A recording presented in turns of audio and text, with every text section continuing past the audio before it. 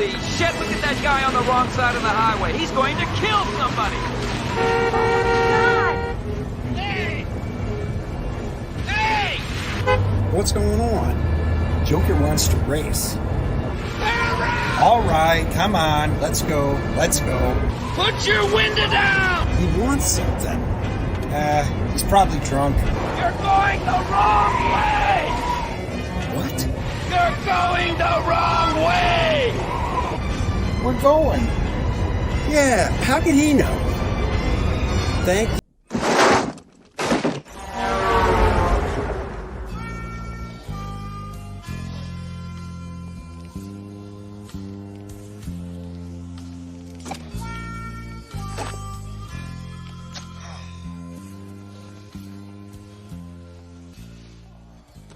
Hey, come on. Let's go, Captain Lindfors. Try again. Hey, everybody, is there a window open? I feel a draft. Wanted a kiss and call your mother. Oh, that was a good one. Hey, prehistoric forest. Ahoy, friends. It's me, Dave Landau. After a long night on stage, I like to kick back with a captain's hat and a fine cigar and watch the Dennis and Andy show. These guys are huge nerds, but they're the kind that you actually want to hang out with. Enjoy them. I do.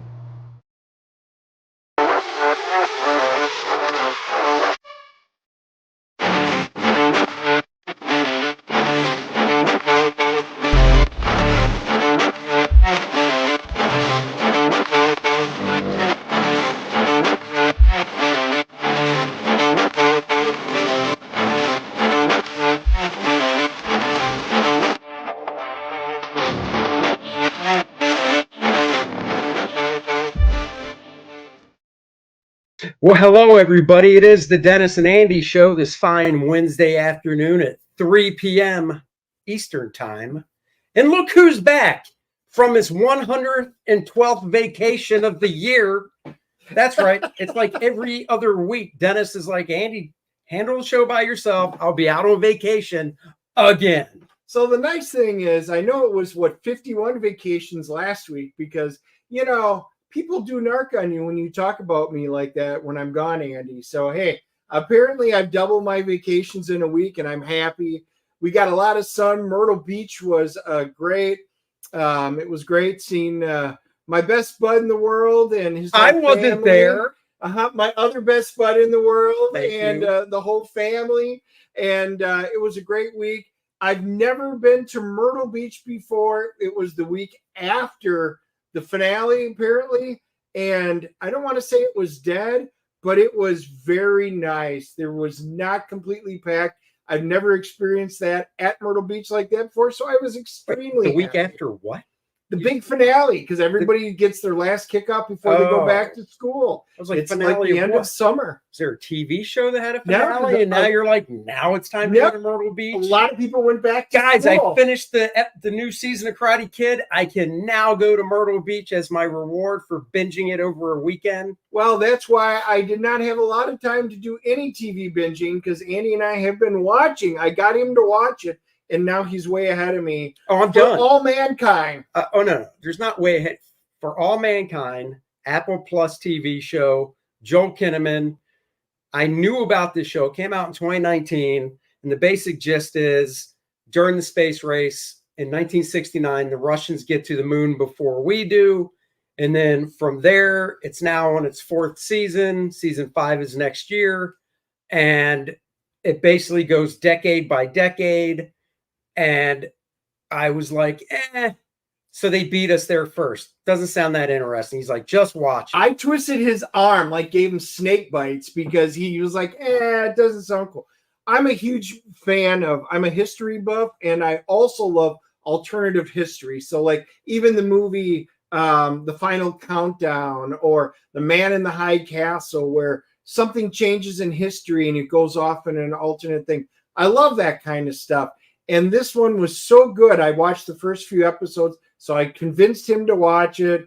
And while I was gone, he didn't just surpass me. He went and finished all 4 seasons. Like, I said, get to work on Kor-Drath, and he goes, no, I have For All Mankind. I've got 40 episodes of TV to watch.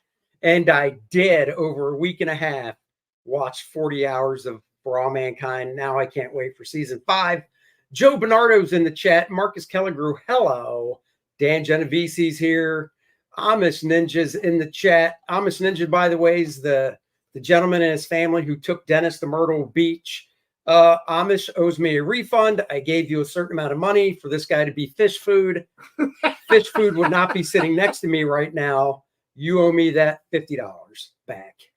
Wow. I had a feeling $50. That's all you paid. I had a feeling when the fee was that low, the job might not get done. You know, I guess he needed to watch Beekeeper. Yeah. Leg kick, Paulus Arts, Passmaster Dan in the chat. What is up, everybody? Posting links like the guys. We love it when you guys do that. Of course, you like Final Countdown. Everybody likes that. Spaceman is in the chat. Let's see. And yeah, there we have it.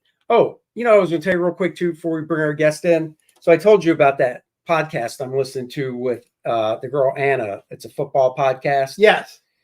And she's a Packers fan. Yes, she is, I've heard. Well, she grew up in a house full of Detroit fans. Oh, poor girl. And she converted. So there's that. You know how she ends every show? What was I can't believe I'm blanking on the player's name now because it's been so long. But you remember the infamous not a catch when it was the Packers against the Cowboys? Uh-huh. And it was close to the end zone. Yep. What was the Cowboys receiver? Was it Michael Irving? No, it's not that long ago. Oh, we're talking off the helmet where it kind of jiggled. It was Des. Was it Des? Des Bryant? Des Bryant, I think. Okay. She ends episodes by going, still not a catch, Des.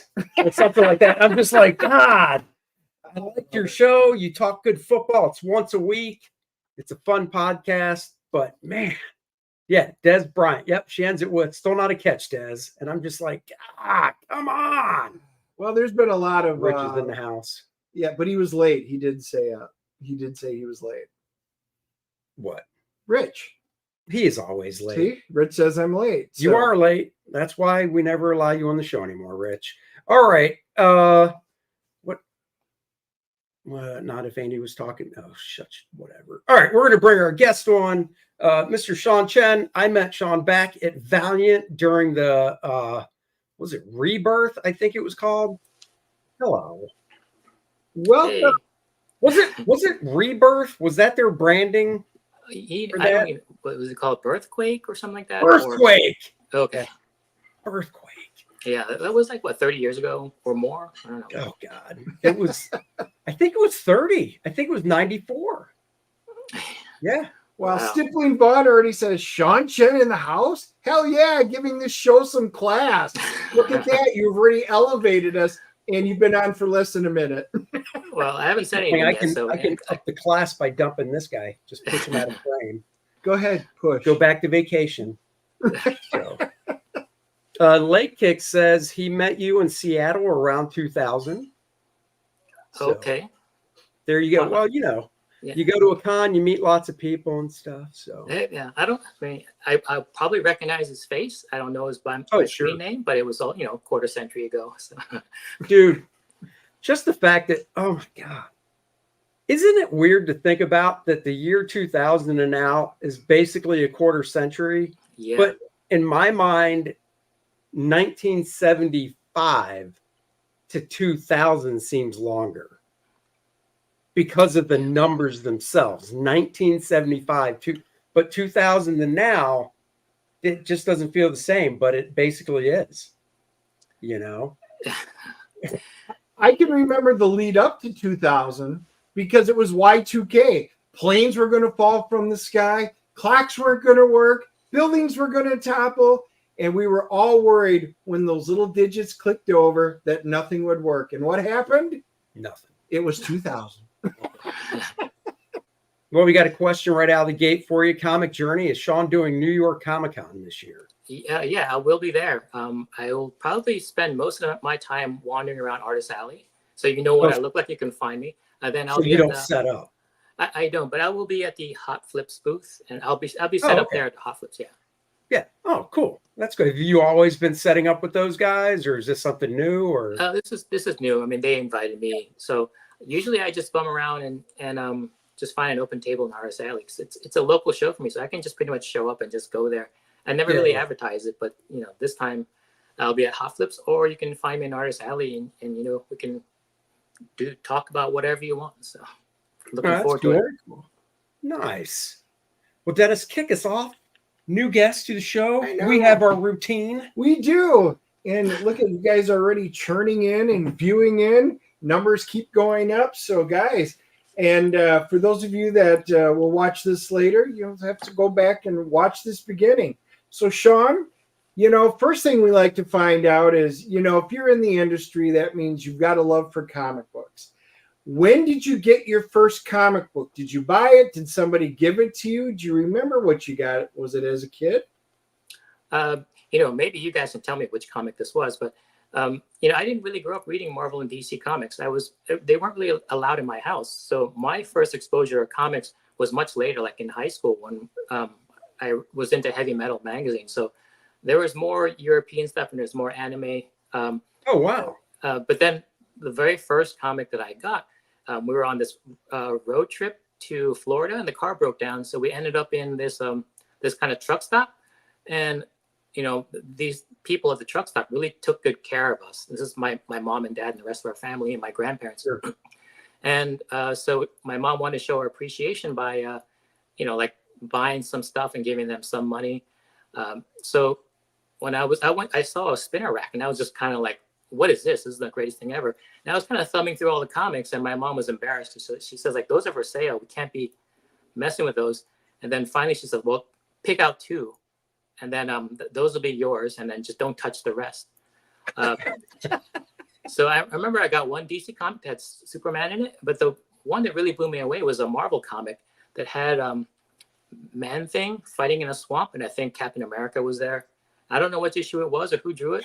It's got to be a Marvel 2-in-1, I bet. Because I know Marvel 2-in-1 started the Thing, but I seem to remember, wasn't there a 2-in-1 with the Thing and Cap was in it as well? Because Man-Thing was in that there book were a few times. 2-in-1s. I mean, our channel probably know. How old were you roughly back then? I mean, that might help narrow it down. Were you a young kid or a teen? I was a young kid. Was it? Or yeah, I mean, I'm not really good at figuring those things. I was a young kid, but I remember when I saw that comic, it just kind of blew me away.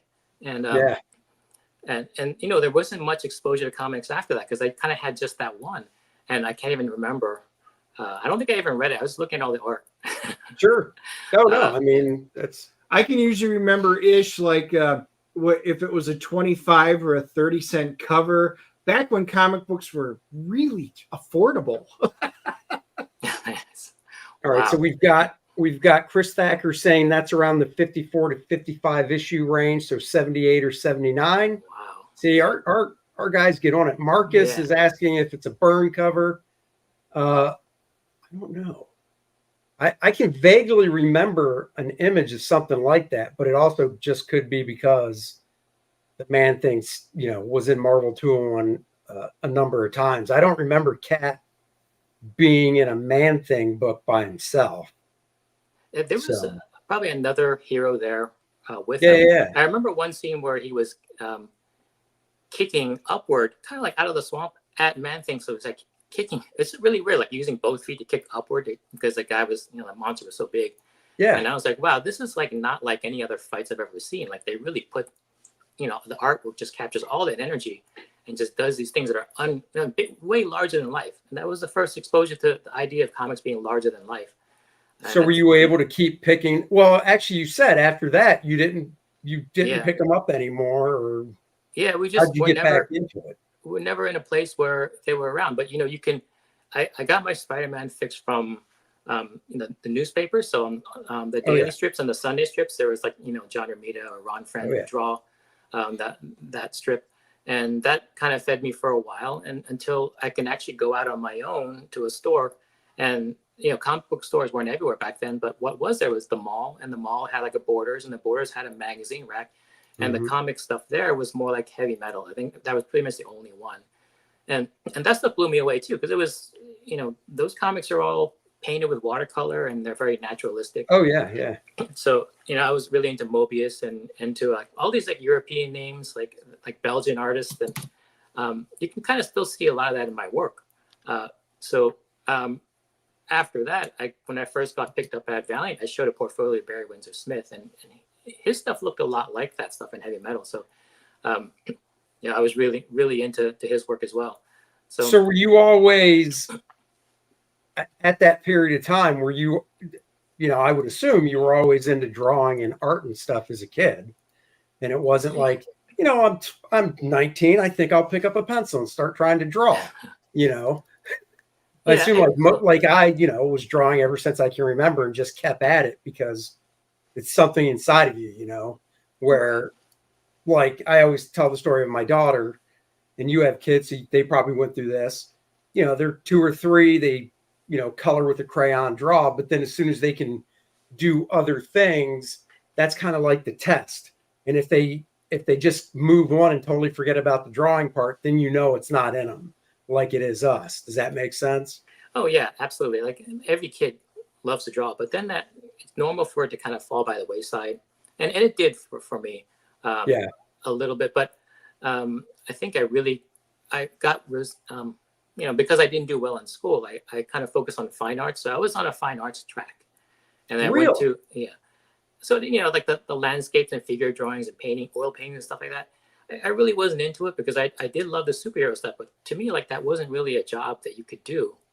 I'm not sure why I didn't think that, but then always in those like anatomy drawing classes, I went to Carnegie Mellon University, and they have a great art program there. And, all the time I was taking those classes, I always like, well, I'm drawing this figure here, this naked woman, and doing a painting, but I'm always trying to figure out like, how can I turn that into something comics and superhero related, and just learning toward that end. And then my major was industrial design, but when it came time to find a job, I couldn't really, that was tough getting a job there, but I had a secret portfolio on the side of comic book stuff. And I actually got a job there first. And, thank God, because, I didn't really know how to get into the industry, but it took a few years, but, I finally did. And then like the real learning started kind of on the job. So. Hey, is this the comic, by the way? Does this ring a bell? Actually, do I have the right character? The guy. That's not the man thing, but it's a big green creature, I guess. I don't think that's it. The one that looks like Swamp Thing that has like the roots on both and red eyes. Yeah, it was that character. So, I don't know what the insides of this looks like. I mean, you figured that I would remember this stuff, but no, that's okay. Hey, look, I'm a big nerd. Dennis is too. I still have almost all the comics I bought when I started collecting in the early 80s. I still have the very first one I bought and all that. So, Yeah. Joe Bernardo's asking you, Sean.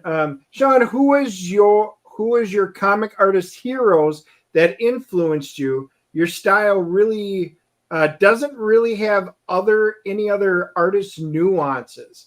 So I think he's saying, who was your influencers? Well, I have these eras where I'm interested in different artists. Like I remember I went through a Travis Charest phase for a long time. Mm-hmm. I was in Olivier Coipel. I still love those guys. And Olivier Coipel. God, his stuff is great. Yeah. And right now it's like Pepe Larraz. So whenever I find an artist I really like, I just kind of devour everything. And the goal is to be exactly like them. But then I fail horribly. And then that's what my style is. It's just not being able to. That's funny. I love Olivier Coipel stuff. I mean, his work is just so nice. So I assume you bought House of M when it came out. Yeah. Remember that? So Panini, the publisher Panini over in France, wherever it is, they put out an oversized hardcover of the whole House of M miniseries in black and white. Oh, wow. And it is, I mean, I've had it for almost a decade now. I don't know if it's something that's still available, but it's definitely worth looking for if it's just gorgeous seeing it in black and white. So, yeah, I always search for that stuff on the internet. Like their art agents will put up what pages they have, and I would look at the large scans of their black and white. Oh, yeah. Like I love the color stuff, but I have to get at get at just what the artist himself did. So Yeah. Danky Frankie's asking, Sean, did Iron Man in the 1990s with Kurt Busiek? And to tie in with that, Joe had also asked, who came up with the Iron Man look during your run on the book? Okay, so Iron Man was my first book at Marvel. So before that, I was at Valiant, and I was kind of working my way up in that small pond. With the whole time I was there, the goal was to try to get into Marvel. Oh yeah. So the very top book at Valiant was Exo-Man of War, which is basically Iron Man with different colors. So I kind of did my best on that book, and then fortunately, right at that time, Iron Man was they were looking for a new artist to take over Iron Man when it came back from Image. So that was with Image, it was Heroes Reborn, and then when it came back to Marvel, it was Heroes Return. So all eyes are on like who's going to take over Iron Man once it comes back. So I campaigned very hard to I showed my best Exo-Man of War and stuff, and they eventually gave me the job, and then it was going to be a new Iron Man, so I had to design the Iron Man, but I struggled with that part because I asked Kurt like, well, what is he supposed to look like? And I ended up doing a whole bunch of sketches, and then Kurt had like a lot of different opinions about it, and eventually he said like, you know what, this designed by Alex Ross for some project, I forgot what project it was, but he was redesigning a lot of the stuff for Marvel, and I thought it looked great. So I said, is it okay if I just draw this? And he says, yeah, sure. And so basically that design for Iron Man was basically mostly an Alex Ross design. Oh, wow. That's cool. It is. Yeah. And that was a 3-year run on Iron Man for me at Marvel. And that was weird because it was like my very first time in the big leagues. It was all blur because I was just head down drawing the whole time, trying to do my best work on it. And I didn't really stop and smell the roses or anything. I just kind of powered through until it ended. And then as soon as it ends, you got to like line up your next book. And then before you know it, you're like an old man, you know? So. Yeah, we feel that way. Well, to tie along with that, so Comic Journal's asking, I'm curious, who paid you better back then? Was it Valiant or Marvel, since you had gone in with one to the other? Well, that's an interesting story because it's kind of both. Because when I started at Valiant, timing again was also very fortunate. I was at the height or just over the height of the big comic bubble. Mm-hmm. So any comic that was out that was new was going to get a lot of attention and high sales. So my first comic ever published was Rye in the Future Force #9 from Valiant, and that sold about 800 to 900,000. Did it really? 900,000 copies. Holy crap! I wouldn't say they sold, but I mean they were no. But there's sell and there's sell through. Right. So not sell through yet. We don't care about. Well, we do care about sell through because then they keep buying 800,000. Right. But still, if So I mean, if I had to answer that question about which one paid better, it's hard to beat that because that was a 6-figure royalty check. Yeah, dude. For my very first comic, and I can say that because it was never that good again. In fact, after that, it's all downhill since then, and it's still going downhill now. So, so it's not. And then so with Marvel, my page rate was much higher, but there was no massive royalty check, and over 30 years or so, it kind of all averaged out to be a fairly decent living. I think I made as much money as like a plumber would. So there you go. Yeah. What was your first monthly at Valiant? Was it Bloodshot? No, it was Rye in the Future Force. Oh, so you stayed on Rye from issue 9 for a while? Yeah, until like 16, and then I moved to Harbinger, and then I did a little bit of Bloodshot. So I bounced around over there, and I was the whole time knew that it was like a small boutique company, and not being a real comic book fan or reader. I wanted to be in Marvel, and I worked hard to get there because I always thought that was the just bigger, better company, and they were much cooler and they put out a better product. But when I got there, it was not that different. And then with a lot of perspective looking back now, I didn't realize how special Valiant was. Kind of It's too bad I never appreciated that. So when you started at Valiant, were you, because I know they had kind of a studio set up with if I remember right, didn't have most of the colorists in house. Yeah.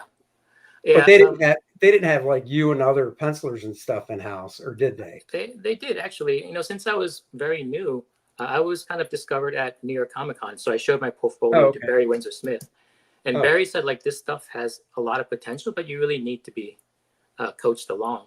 So it would be best if you worked in Knob Row, is what they called the studio at Valiant, and I was more than happy to go there. I moved to New York to be in that studio, to be taught by Barry Windsor Smith and Bob Layton.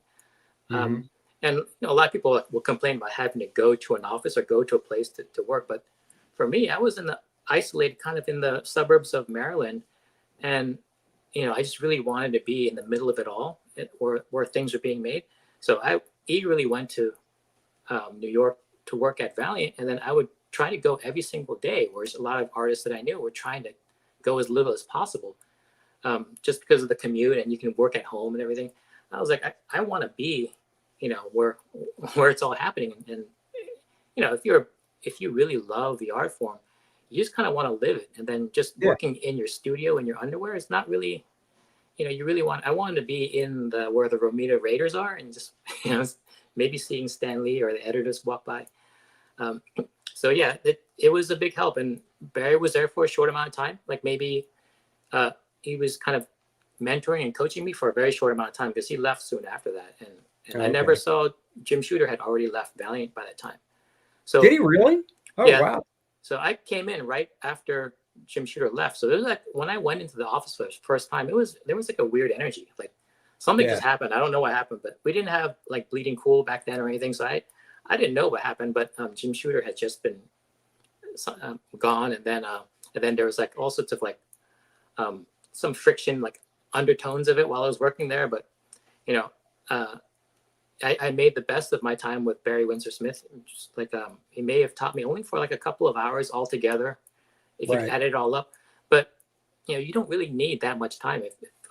If you listen to everything someone says, you don't need an entire semester of classes with that guy. So I still remember everything he said, and I'm humble enough to know that I probably haven't conquered all of those criticisms he pointed out. So I still work at it, to this day. Sure. Well, Sean, we have a really great. I told you our chat always works. This is the one they're picturing. Do you think that's it? That is it. Yeah, that's it. Chat did it again. Wow. Marvel 2-in-1 number 43. Wow. Rich said Marvel Joe team up. and Rich, but Rich gets no credit. He said team up. Screw Rich. Wow. So I can say that because he's this is big, because I always was wondering what that first comic was, and I'm sure if I really took a deep dive into finding it, I probably could have, but it was always been kind of nagging me. So this is the first time actually being reunited with this.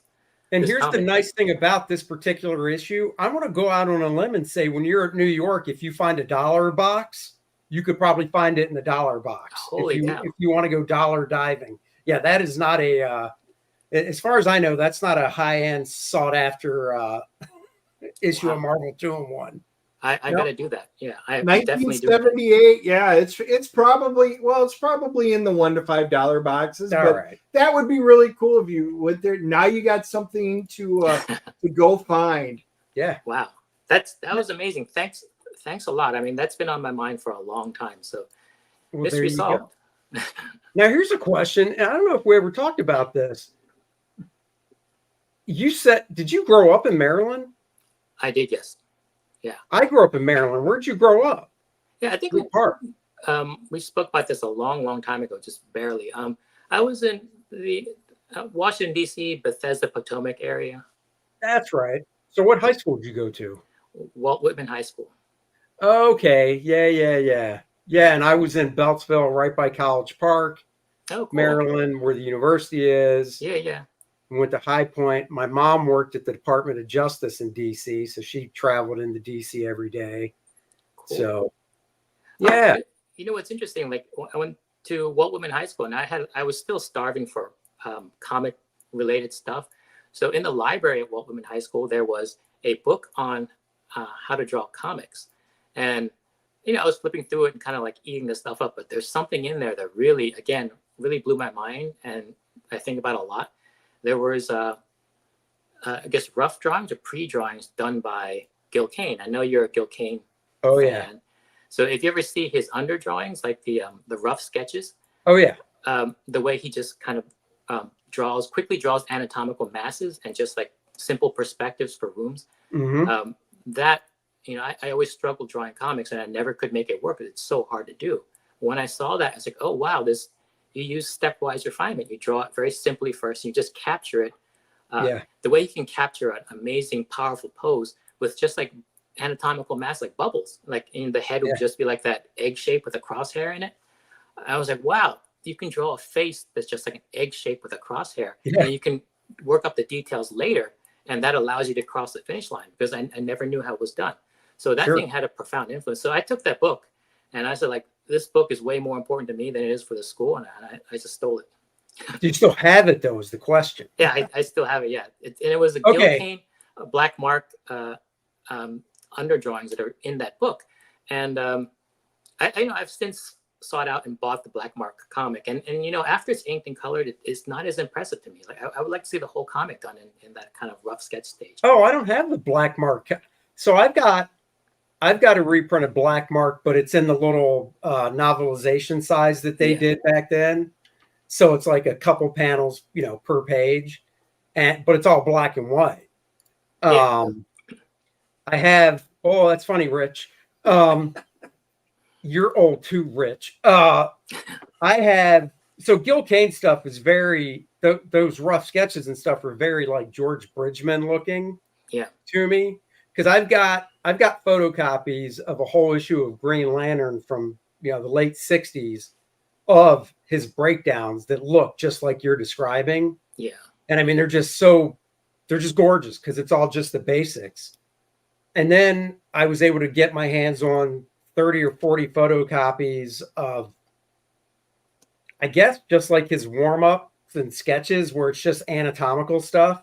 I mean, there's even some horses and stuff thrown in there, but it's all just the basic structure stuff with some anatomy and whatnot. And I mean, that's what, when I was growing up in the 80s and I discovered Gil's work, that's what just drew me in, was the way he constructs a figure.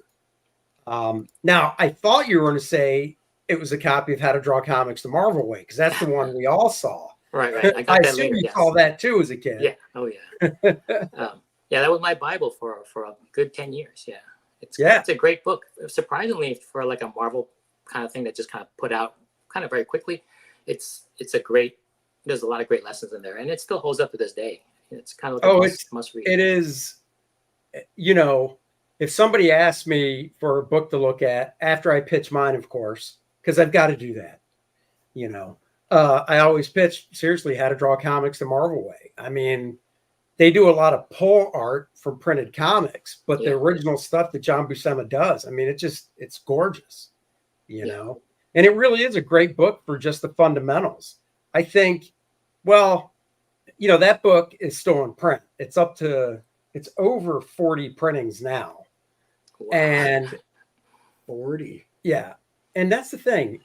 I'm assuming, I never really thought about this, but I'm guessing when a calendar year rolls, I'd have to ask somebody into book publishing this, but I'm assuming when a calendar year goes around, maybe that's when it goes to another print. So going by that, it'll be 50 in 2027. But, I have a hard copy of that book where the dust jacket is all torn to crap. It's like an original that I got, but it's still like a 7th printing. And then I've got a soft cover. But then I was in a store, and I don't know if they have them where you live, but there's a store down here called Five Below, where everything. So you've heard of that store? Oh, yeah. Okay. So I was in a Five Below a couple years ago. Right there, like on this middle table of all these books, they had a stack of How to Draw Comics the Marvel Way, but it was blue. Exact same cover, but instead of it being all white, it was like this pastel blue, and it was $5. And I'm like, oh yeah, I got to buy this. So I still, man, I can just look through that book whenever and just it's weird looking at it now being a professional and stuff, because obviously you're looking at it through a different eye, different lens than when you were that kid. And a part of me looks at it and wishes that I could remember what it was like looking at it when I was like 13 or 14, Right. And just because I know I was just amazed by it back then. Even back when it was a stone tablet and they chiseled it out. Right. Yeah. Exactly. You son of a bitch. I can't help it. Well, one thing I do want to ask about, because X-Men, everybody in the chat knows, yes, Dennis, you're an X-Men fan, blah, blah, blah, blah, blah. This was one of the series I really enjoyed. I don't know if it was technically considered a mini series or if it was a maxi series, because there were, different volumes of it. But how did you get on X-Men the End? Because I really love that series. Well, I wrapped up my run on Wolverine. That was kind of, I went from Iron Man. There's not much competition for Iron Man, and also Iron Man played to my strengths. I'm not sure what got me on to Wolverine, but that book was really the main stage. And then when you're up there as a young artist drawing it, there's so many artists that are trying to knock you off, and I've really felt it. Like there's constantly other artists breathing down my neck. So there was things going on in the background of people trying to unseat me. And I went to a convention in New York, and then Ethan Van Sciver comes up to me and says, like, you got to watch your back, because I hear rumblings that there are people gunning for your job. So just watch your back. And I'm like, oh, thanks a lot. So eventually someone was, Derek Robertson was successful in unseating me on that book. So I was on that book for 2 years. And then I was kind of in the dumps because I didn't know what to move on to next. So I went to Joe Quesada, and it's like, I don't really know how much of a future I have here, because I don't know what book, like no one's asking me to do any books. So we'll just hang on for a little while. We'll get something going, because we got a lot of stuff coming up and we don't want to lose you. So not too much long later, he said, like, well, Chris Claremont is doing this maxi series, 18 issues long. Wow. And at that time, sort of like the end was like a kind of like a trope, because there was like the last samurai and that's the last everything. So they just kind of thought like X-Men the End would be a cool thing to do. And it was great in that you're working with Chris Claremont, and the idea of doing like I liked doing, it's my favorite group, X-Men. I was more an X-Men guy. I was never really an Avengers guy. So it was great in a way. But the fact is that every single X-Men character you drew were like old, balls dragging on the floor. That kind of like all the women who were like Rogue or Storm, they all had leathery skin. And the book was just full of just old people. And the artwork is kind of worth absolutely nothing, because it's not their best look. But, it was a lot of fun to do. And I think the thing that blew me away the most about it was that I had some preconceived notions about the writing process, but I can kind of tell, like with Chris Claremont, you kind of just make the stuff up as you go along. Now, and, I knew it was a long series. I didn't know it was 18 issues. Maybe back then I did, but didn't it come out in like chunks of 6, like the first 6, and then it did, right? It was like 3 volumes of 6 each, right? Yeah. And was there a gap between the first, like once 6 came out, was 7 the month right after, or did it pick up with a new number 1? I don't really recall. Remember, to this day, like I don't know how I can never do 18 issues now. In fact, when we talk about Evermind, that's a lot of work. Yeah, it is. I mean, the book I'm doing now is 6 issues, and I'm kind of worried all the time about whether I'm able to cross the finish line with these things. So back then, 18 issues, I'm not sure how I did it, but I did kind of. I'm not very fast as an artist, and drawing for me it's exhausting. And I hear you. Especially, I've seen other artists draw. They kind of just like do and just draw. But for me, every single line I draw, I have to kind of check it and make sure. Mm-hmm. And I'm like Travis Sherritt, kind of slow. So I'm not sure how I completed 18 issues. But there's one thing I did at Marvel to keep from getting fired or not have the stink of being slow.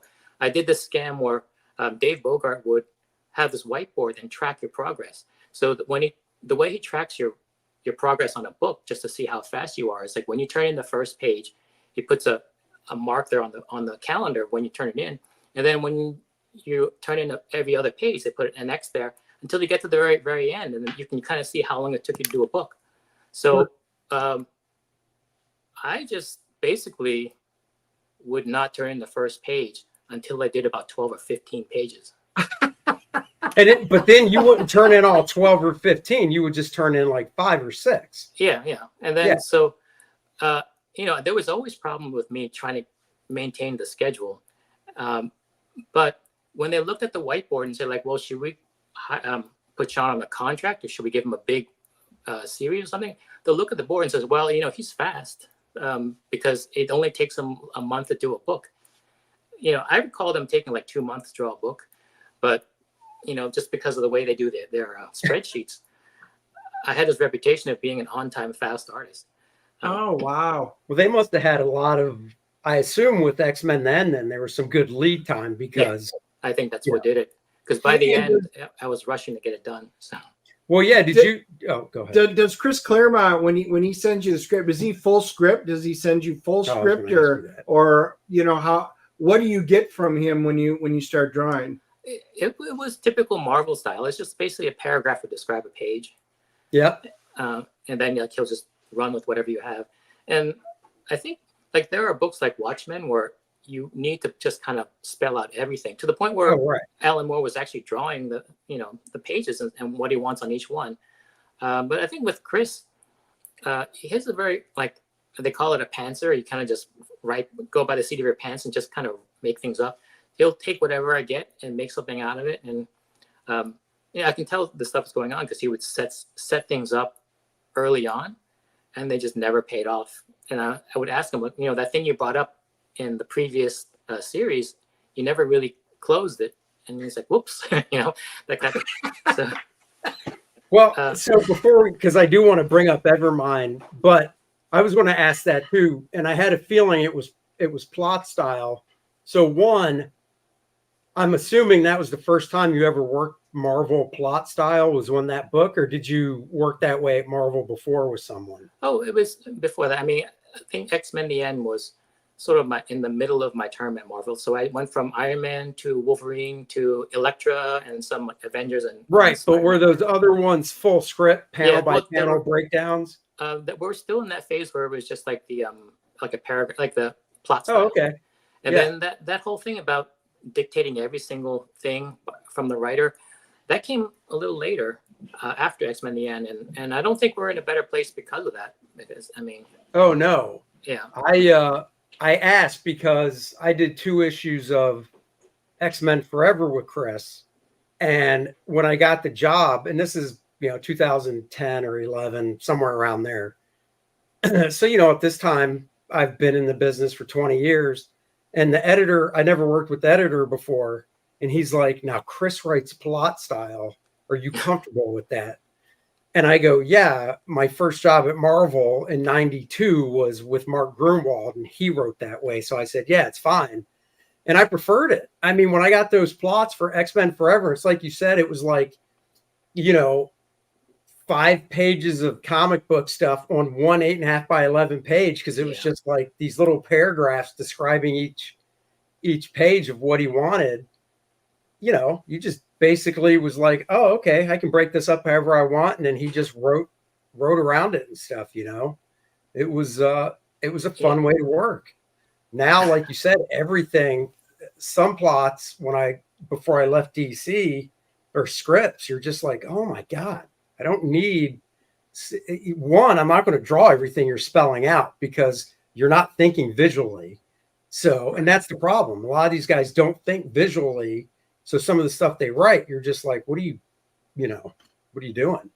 So yeah, there's definitely a lot of pitfalls. I mean, a lot of the writers come from the TV or screenwriting community. Yeah. And they have trouble with the static part of it, the static image part. Yeah. And also, like, things they wouldn't really consider, just like having a long conversation in the same room for half an issue. It may not be obvious to them that you got to get out of that room. You got to go outside. You got to change the background a bit because we're in the same room for forever. Yeah. And nothing's happening. So yeah, I mean, in some ways it's better, but in a lot of ways it's worse. But I think what has to happen is the writers just they all need a crash course in thinking visually. And then yeah, because I'm a writer now, because I write every my stuff. So I have a tendency to want to spell everything out. So I can see where it comes from, but yeah. Yeah, I mean, writing comic books is a different animal, and they have to editors that there's nothing wrong with pulling a writer in that's never written a comic, but then as the editor, you want to kind of give them a crash course on how it's done. So Leg Kick, we're going to answer your question. Leg Kick says, will Sean ever do a crowdfund book? Well, Leg Kick, right here is a book called Evermind that is created by Sean Chen and Daniel Wu. And this is what we're going to actually talk about now. This was a crowdfund book. You can go to this website and actually, buy the book, and you can go there and read the entire first issue. But what I'm curious about is, how did this come around? How did you get hooked up with Daniel? Where did the actual seed, the idea for it? What's the deal with this? Well, okay, so the publisher is a guy that became a friend of mine, and he wanted to do something together, like a project, but we just didn't know what. So remember back in the days when sketchbooks were really popular, you can go to like San Diego Comic-Con and sell your sketchbook. Oh yeah. So I was in a group called the Boulevard with Tommy Lee Edwards and Bernard Chang, and we put out sketchbooks, and we try to put out stuff that's not so much all Marvel and DC. So we had to come up with like some original stuff. So I did a drawing in there of a robot gorilla and a robot girl, just because I thought it'd be a cool image, and I put it in the sketchbook, and then it's there for sale at San Diego Comic-Con. So this guy comes around wearing this suit, and he was like looking through the stuff, looking at everything I had, and then he points to that one image and said, like, "Do you have more of this? Like, can you tell me about these characters?" And I was like, "No, it's just a drawing. I mean, it looks like a cover of a movie poster, but really it's just a drawing." And he says, "Well, can you tell me what it's about?" And I was like, "No, it's just, robot girl. I have no idea what it's about." And then he's like, looked at me, and then he's just like, "All right, thank you," and left. So the guy who was tabling next to me, he's like, "Dude, that guy's like one of these Hollywood types that are looking for, Marvel and DC are all spoken for in terms of like for exploitation as properties. So he's looking for anything that looks cool to turn into a property." So he told me like what I should have said was that this is absolutely, there's more stuff. You have to give me a week and I'll get back to you. But I was like, I was just about to bust, dude. I was just about to bust your balls and go, okay, if that happens again, call me and I'll tell you what to say. Because I was literally, you're telling the story and I'm thinking to myself, no, it should have been, oh yeah, what, you want to know more about him? We could definitely talk, Yes. and you got to pitch it. So, so I showed that picture on my Instagram, and in the comments or in the caption, I kind of quickly told that story. So my publisher looked at it, and I think the idea that someone was interested in it, like he asked me if I had a second chance at that experience, like what would I say the story is about? And so I kind of like made something up, and he said, "Well, let's dig deeper into that and it was sort of like a game, like to try to figure out like if I can bullshit my way through and make a story out of it. And after a while, we kind of took this game very, very far, and to a point where it was actually going to be like a really good, it would make a really good story. And then one day he says, "Okay, we're going into production on this." And I'm like, it's really weird because I'm a kind of guy, like I really love writing and love the idea of writing, but because I'm an artist and I'm also not well read and I didn't do well in language arts in school, like I didn't think it's something that I could do. So what my publisher did, Carl Choi, was to just make this very slow and steady ramp from someone who doesn't write to someone who does, and knowing that I'm the type of person who would probably end the process every step of the way. But he made it so gradual and so easy that we kind of just slid right into producing this thing. So this is kind of like the end result of it. That's how the story came about. And I found out that you can't just come up with cool looking characters if you don't know who these characters are. There was really no interest in drawing it. But then when we started digging deeper into the characterization, the plot we kind of figured out, but it didn't really become interesting until you start engaging the characters. And then from that point on, it was like, I could do this book forever if they allowed me to. So, question for you from Stippling Vaughn. He wants to know if you're going to have this at Baltimore. Do you have any? Will you have any? Or Yeah, I think it will be for sale. All like right now, what's out there is the first 3 issues. So we packaged the first 3 issues into one volume, and Yep. that's what the Kickstarter was about. So that successfully funded a year ago. So and then it kind of went out to all the people who bought it. So now there's a second chance to get it. I think my publisher will bring some to Baltimore, probably some to New York Comic Con, and you can actually pick it up from us right there. And then, like I said, the first issue is for free. You can kind of preview it and see what the story's about. If you like it, then you can. There's always a way. I want anyone who wants to read this. I want to get it into your hands. I can't promise it's going to be cheap. Whatever. I don't, because the publisher actually had to pay to get it printed. So it's going to be made available. cool. I mean, like I said, I backed it and got the first 3 and read it and thought it was really cool. I think obviously your art is really great. The coloring. I assume you had say in picking the colorist, or? Oh yeah, it's a friend of mine, Tom Chu, who's like. Oh, okay. He's a really well-known colorist, so we work together a lot. Oh, cool. No, it's great when you can work with somebody that that close on something. So since you're writing it, how do you write for yourself? Do you actually write out like what do you give yourself since you're writing it as well? Well, that's still kind of an ongoing process, but I've always liked the idea of writing. Like, I think we all have this. We all inherently love stories, but some people really love story. I'm like one of those guys that when I watch a movie, if it's really good, it affects me for a long time, and I kind of devour any type of material I can find about the making of or what the writer was thinking, like any extra scenes or director's commentary. And then, like, I remember I took the Robert McKee writing class. Oh, really? Like 30 years ago, like 25 years ago, I think. Yeah. Look, so I never really thought that I would become a writer, but I always loved the process. So, I would go on when I discovered YouTube. There's like a lot of stuff about writing on YouTube. Not so much about writing comics, but there's like screenplay and novels and stuff like that. And right.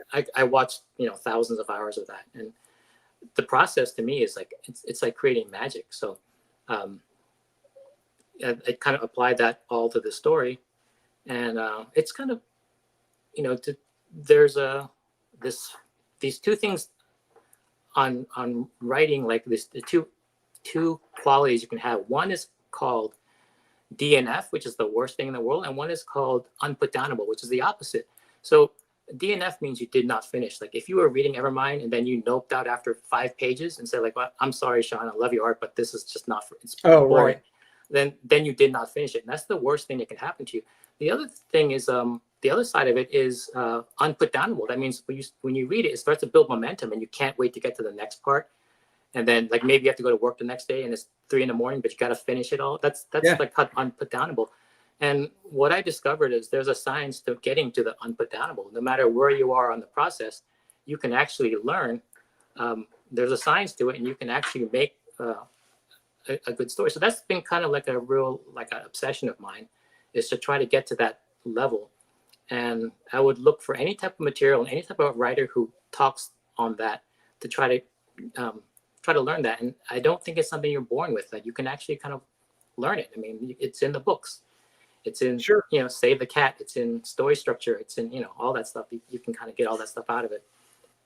That's funny because I told you after I read it that, usually when I get a series like this where it's, 3 issues, boom, here they are. I was like, all right, I'll read the first one. And then, a couple of days from now, I'll read the second one and, whatever, read the third one, kind of spread it out. But after I read the first one, I was like, damn it. I got the second one and read it right then. I read all 3 of them just straight through right then because you did a really good, I mean, it was a really good story, or it is a really good story.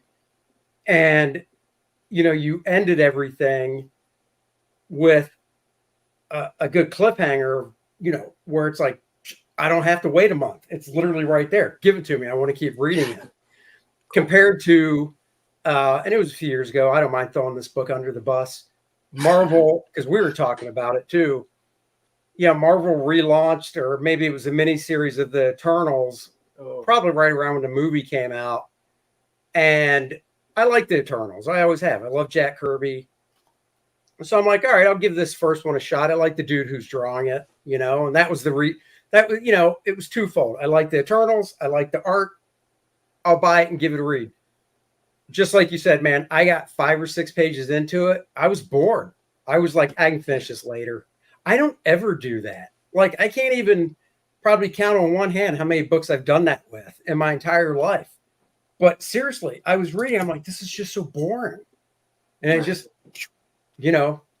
so that's freaking, I never thought of YouTube for, like, I go to YouTube a lot when it's like, painting this or doing this, but I never thought of it for, like writing before. Right. There's an endless amount of writing tutorials and workshops and master classes on YouTube. And like, I think you should take some.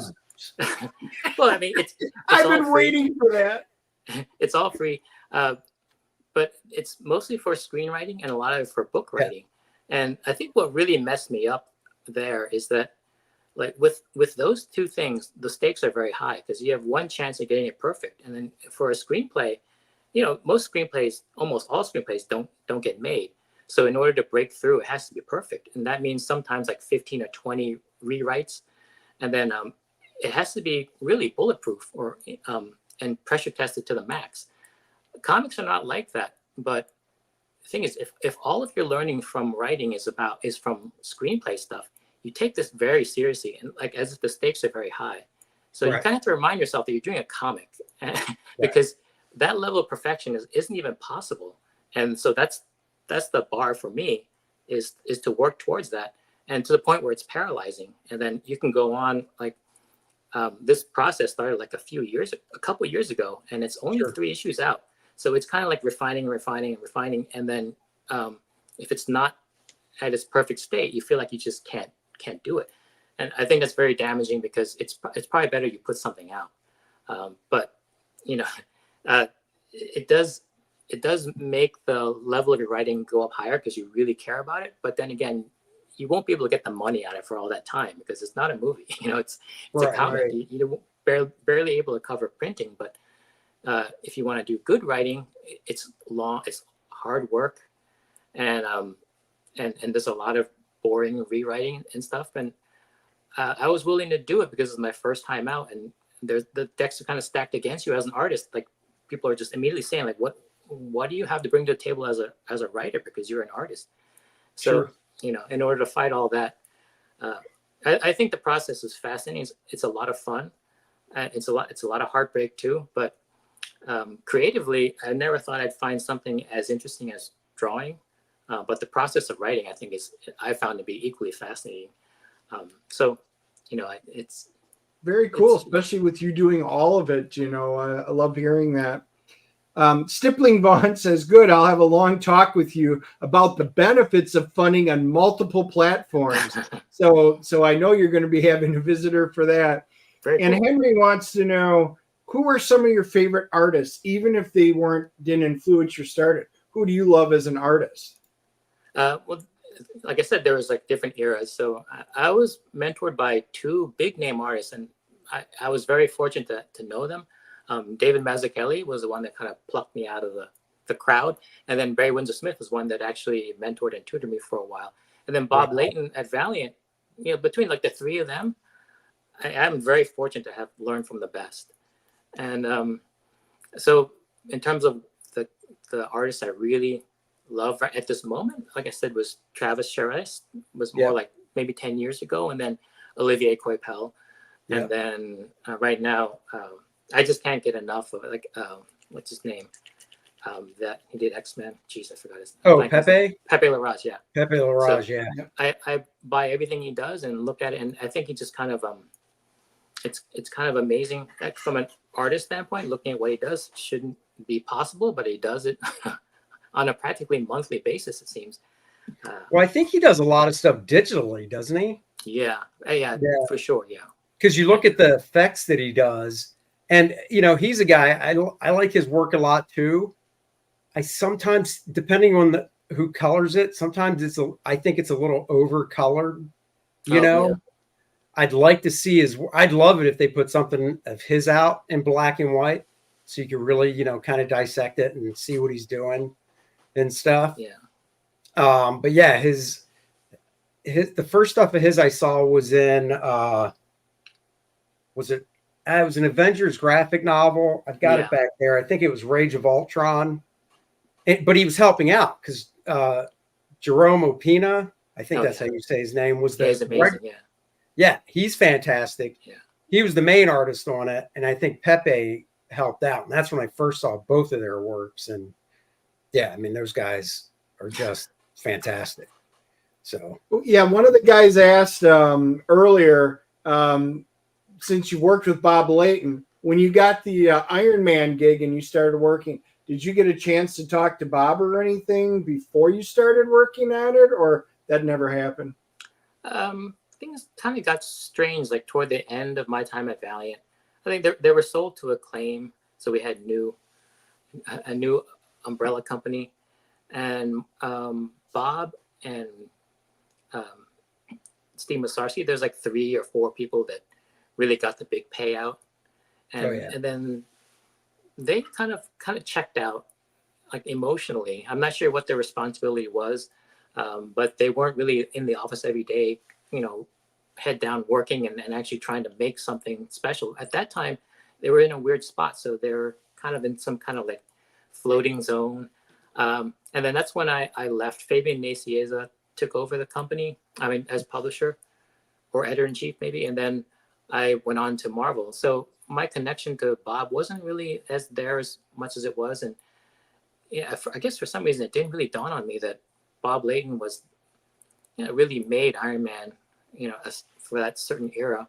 And then I was on the book. I don't think I was thinking of that this was my era of Iron Man. I just thought that I was on this book for a while. So I didn't really know that it would kind of define a little bit of who I was as an artist. I didn't know it was going to be a 3-year-long thing. Sure. But now, Bob Layton calls me his son. We're kind of like that.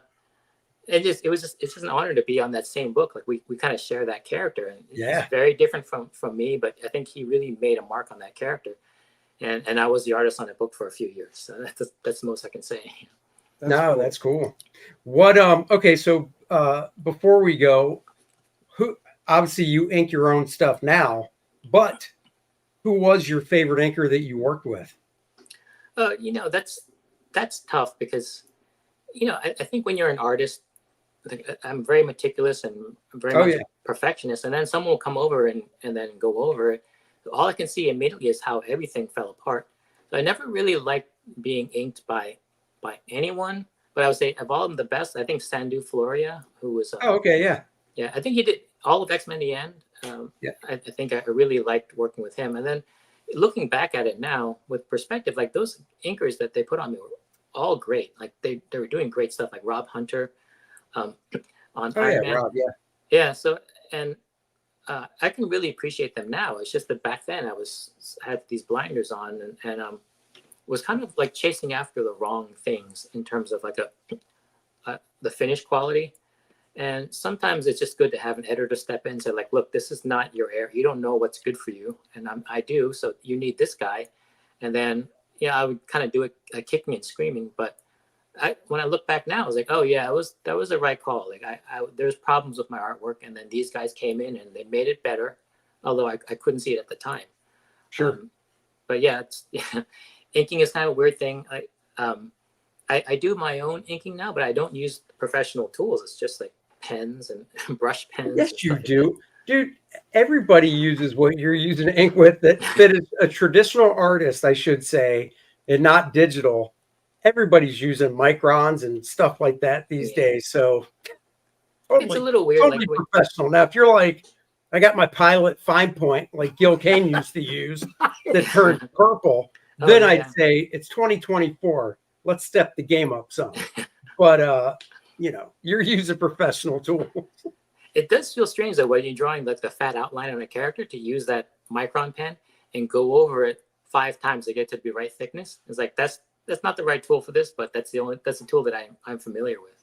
Right. I mean, you use what's comfortable. I mean, I used pens for a while like that, but when I started doing Kor-Drath, I ended up going back to the really traditional, using a brush like I always did, and dip pen for stuff. I mean, I'll use microns and stuff every now and then, but most of the work I do is brush.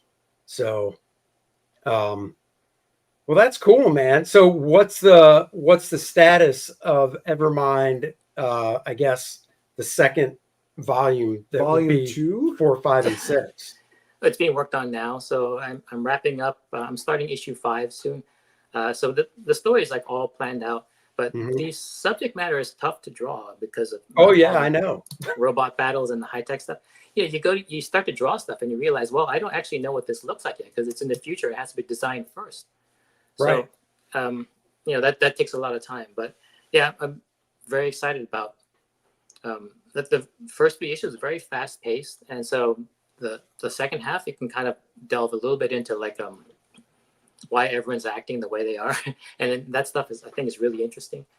So yeah, it'll get all the way through to issue 6, and I think the key is to end strong and quickly, so it doesn't feel like it's dragging out, and then also to kind of have an ending that's kind of inevitable yet unexpected, which is they seem to be contradictory, but it's a very difficult little sweet spot to be in. So just trying to figure that out took a while, and now I got it all worked out. I just have to actually draw the rest of it. So it's what I'm doing most of the time now.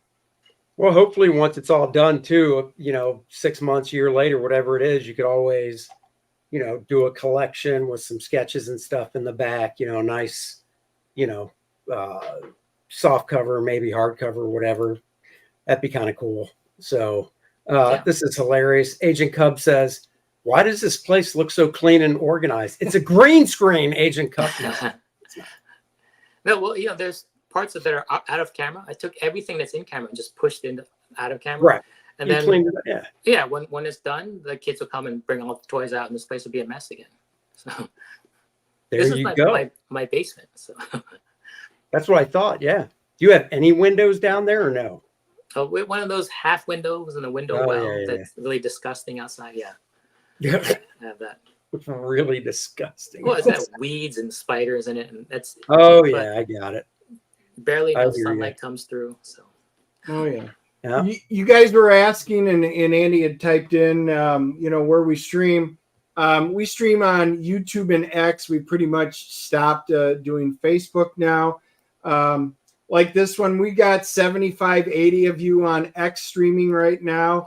And those of you that are chatting, we've got, 40, 45 of you that are streaming on YouTube.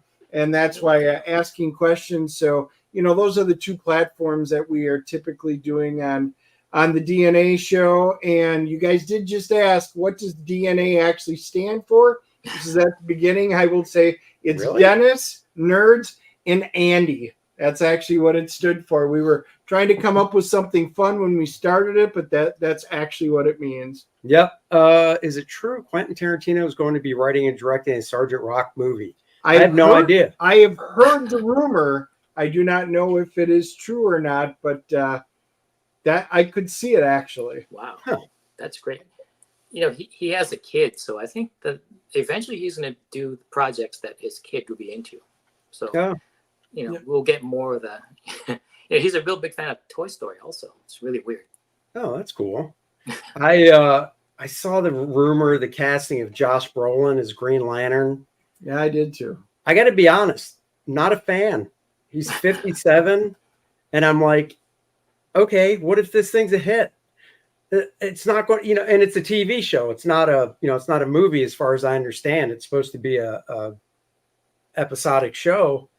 It's like, dude, you're 57. I don't want to see Josh. I mean, if Josh Brolin was like 50, I'd probably still be like, could we cast somebody younger for Hal Jordan? I mean, yeah, I'm not a fan of that casting. We'll get old man Hal. That's what we're going to get. We will. I don't want that. All right, one more question. Amish Ninja, was Sean a fan of the characters he drew before he drew them, or was it more of a job mentality?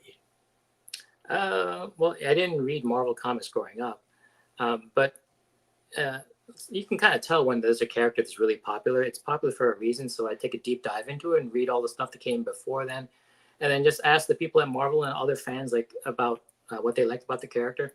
And after a while, you really get into it. You become an expert on it.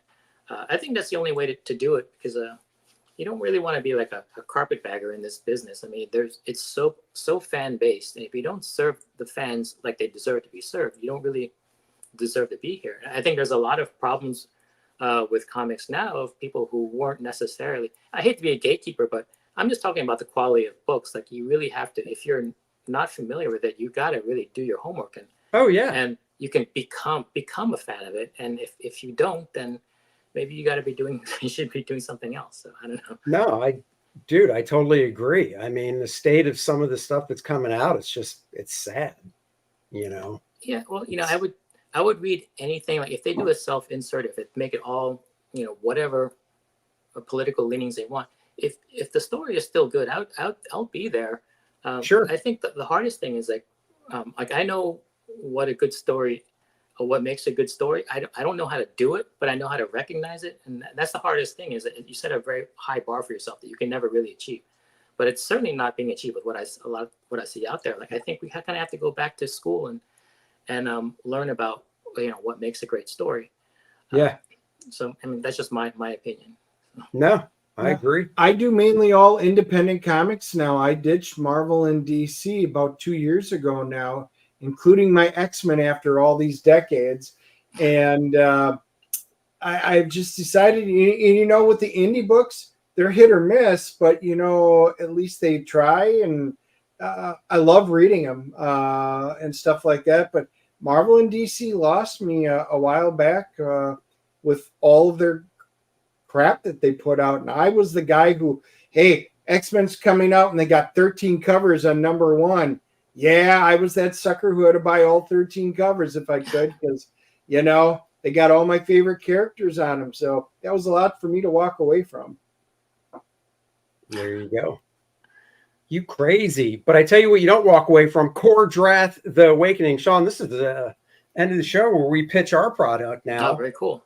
I know. Kor-Drath, The Awakening by myself and Dennis. If you're fans of Conan, Game of Thrones, Dungeons and Dragons, fantasy adventure, you will love Kor-Drath. Where's my stupid mouse? Oh, it's so hard to see. What's his face? Bill Gates should have a programmer design a mouse so it's a black arrow and not a white one, because a white one gets lost on a white background. So there you go, guys. We are at $51,406. Thank you all very much. Creeping towards 52,000. Let's go. Yeah, I mean, this is the book. If you got the first one, Kor-Drath, The Reckoning, you're definitely going to want to get this one. Kor-Drath and Adriana are back, continuing the tale where they have to save the Shattered Reach from the evils of Vordoom, the undead, along with the Necronite and Lilith. Oh, look at them. Evil. They will give you nightmares. See, Sean, I wanted to do a book like this because I didn't want to draw sci-fi tech stuff. But I saw some of takes a long time. He actually said no guns. I was Nothing like, with guns. I was going from my First Man superhero real world book, and I was like, I want to draw fantasy stuff.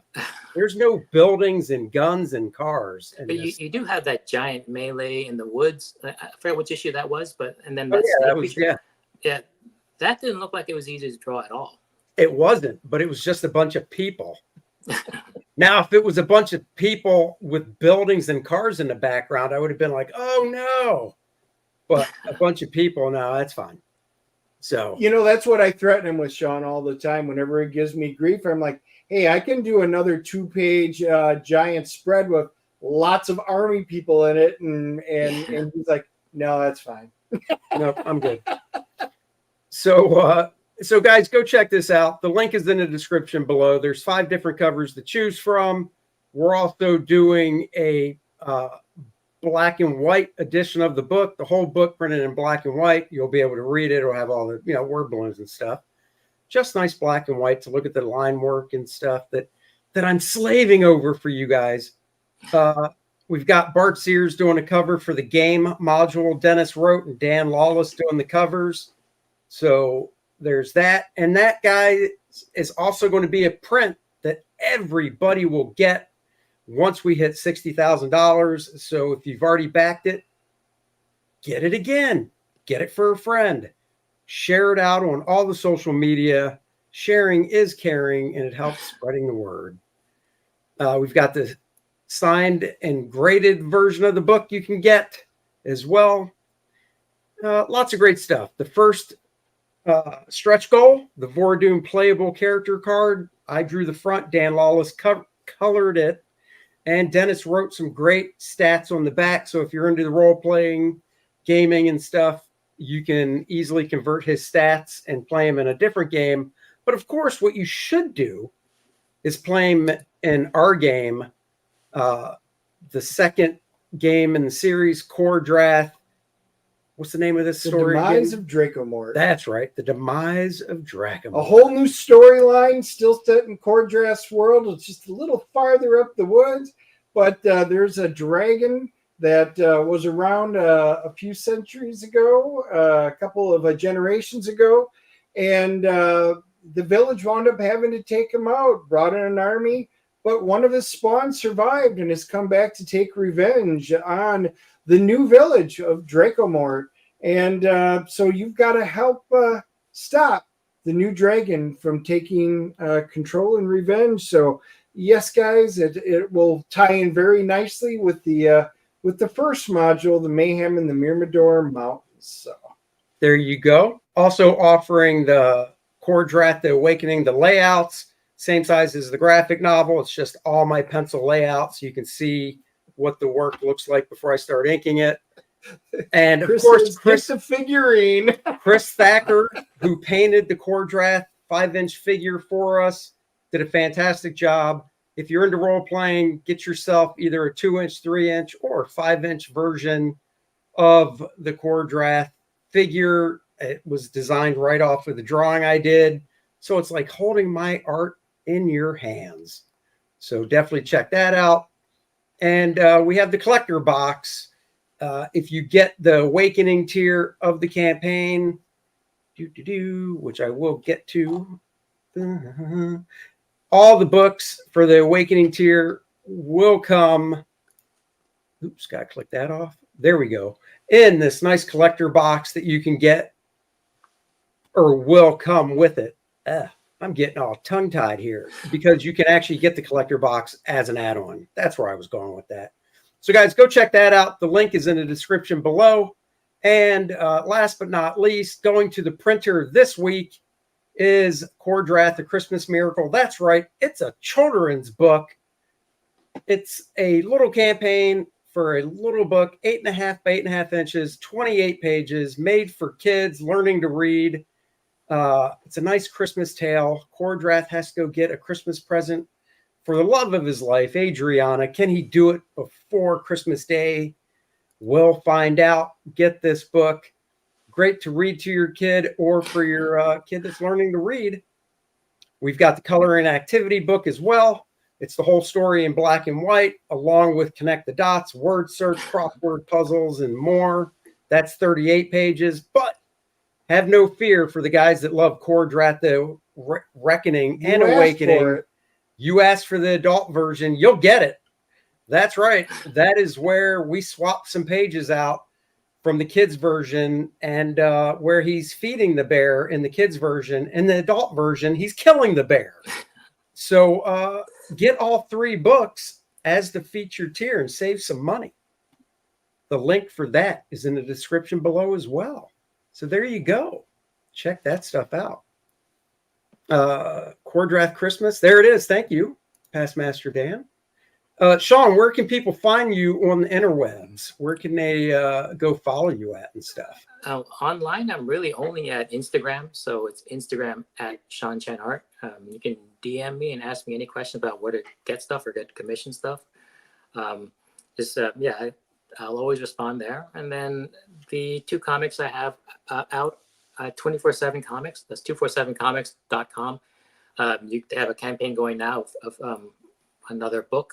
But the first issue is there, and then also my other first writing experience that I put on Instagram was is called Wingman. It's on there for free. Also, it's an entire 60-page story that lots of free stuff there. So please check it out. Excellent. Cool. Go check that stuff out. Sean, hang back and we'll talk after we end the stream. But we're going to sign off because we got our movie. Our movie's tomorrow night. What's our movie? It's not tonight. It's tomorrow. No, I know. But what's our movie for the week? We're going to go see Reagan, played by Dennis Quaid, the great Dennis Quaid. So we're checking that out tomorrow night and dropping the review first thing Friday morning. We always see a movie every week and then drop a review on Friday morning. So, okay. In case you did not know. So for Reagan as in Ronald Reagan? That's right. Oh, okay, cool.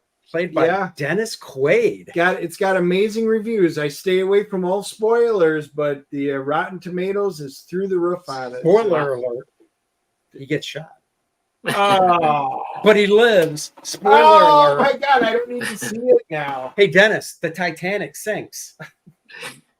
Son of a bitch, I ruined another one. I can't watch anything. This is why he can't go to the movies, because I ruin them. All right, guys, we'll be back next week. Thank you for joining us. Sean, thank you for joining us as Thanks well. for having me. You got it, brother. And everybody be safe out there. We'll catch you later. Bye-bye, everybody. Live long and prosper.